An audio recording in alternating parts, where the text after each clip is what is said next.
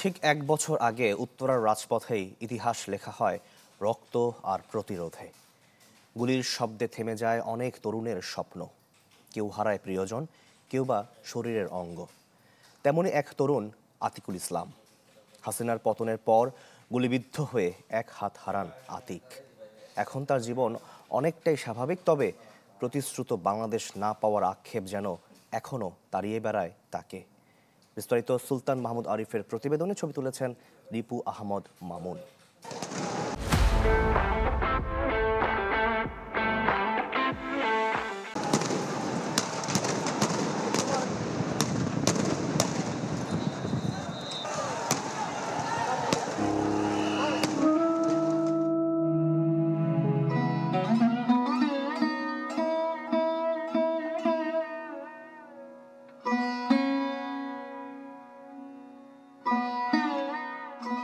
রাজধানীর উত্তর আজমপুরের সেই রাস্তায় দাঁড়িয়ে আতিকুল ইসলাম, যেখানে হারিয়েছেন তার ডান হাত।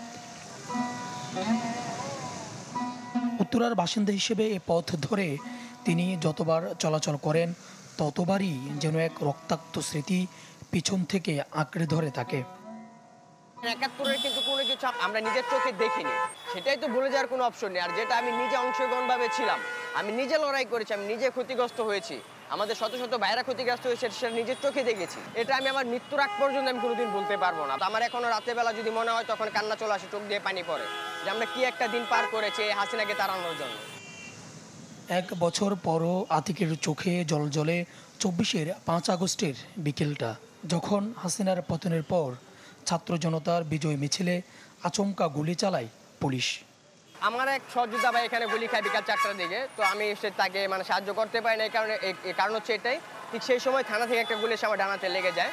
প্লাস আমি আমার ফ্রেন্ড সার্কেলকে বলি, তারা আমাকে মেডিকেল উদ্দেশ্যে নিয়ে যায়। এক হাতবিহীন যাপিত জীবনে অভ্যস্ত হয়ে উঠছে আতিক। তবে জন আকাঙ্ক্ষার বিপরীতে রাষ্ট্র ও রাজনীতির বদলে যাওয়ার নমুনা ক্লান্ত করে তুলছে তাকে। যার জন্য মানুষ জীবন দিল, যার জন্য পঙ্গুত্ব বরণ হলো, যার জন্য রক্ত দিল, মানুষ তো সেই স্বস্তি পাচ্ছে না। দেশ যেভাবে চেয়েছিল সেভাবে তো এগোয়নি।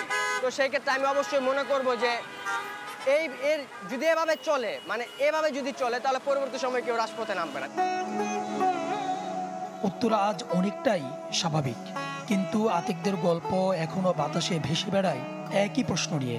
সেই প্রতিশ্রুত নতুন বাংলাদেশ আদৌ কি আসবে? সুলতান মাহমুদ আরিফ, চ্যানেল 24, ঢাকা।